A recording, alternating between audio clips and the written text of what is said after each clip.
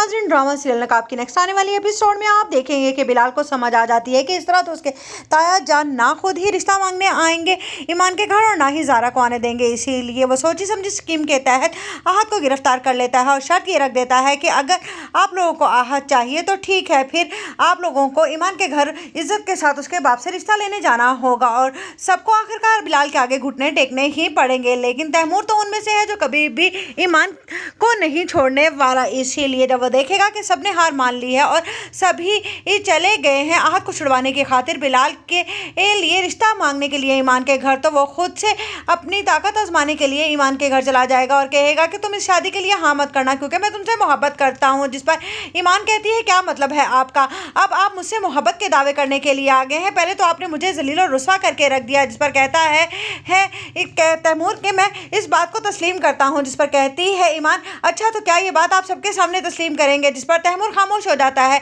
वो कहती है बस खत्म हो गई आपकी मोहब्बत। जिस पर कहता है तैमूर कि मैं तुम्हें सबके सामने अपनाने के लिए तैयार हूँ, मैं तुमसे शादी करूंगा। जिस पर ईमान कहती है अच्छा तो क्या सबके सामने रिश्ता करोगे। जिस पर कहता है तैमूर हाँ। इतने में सब घर वाले वहीं पर आ जाते हैं और तैमूर के मुंह से जब वो सुनते हैं कि ईमान के लिए वो किस तरह से मोहब्बत का इजहार कर रहा है तो आखिरकार सबके सामने ये राज फाश हो ही जाता है।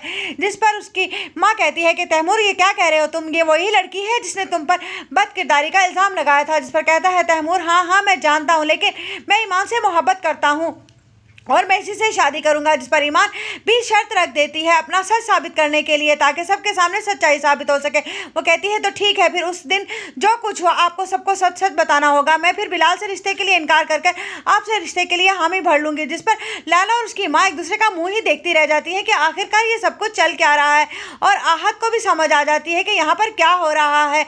उधर जैसे ही तैमूर अपने मुँह से सच बोलने लगता है तो उस पर ज़ारा तालियां बजाती है और कहती है वाह ईमान, तुमने किस तरह से इस इतने बड़े 6 फुट के आदमी को अपने आगे ज़ेर कर दिया। आज तक मैं तो इसे ज़ेर कर नहीं पाई, लेकिन तुम्हें क्या लगता है कि मैं तैमूर को तुम्हारा और तुम्हारे तैमूर का होने दूंगी? ऐसा हरगिज़ नहीं होगा। जिस पर ईमान कहती है तो मैंने कब कहा कि मैं इससे शादी कर लूँगी, मैं तो सबको सच बताना चाहती थी, इनके चेहरे से वो निकाब हटाना चाहती थी जो इन्होंने बहुत अरसे से पहन रखा है और किसी को दिखाई भी नहीं देता, इनकी गिलाजत भरा वो निकाब। जिस पर कहती है ज़ारा अच्छा तो फिर। जिस पर तैमूर कहता है कि मैं तुम्हें जिंदा नहीं छोड़ूंगा, अगर तुम मेरी नहीं होगी तो किसी की भी नहीं होगी।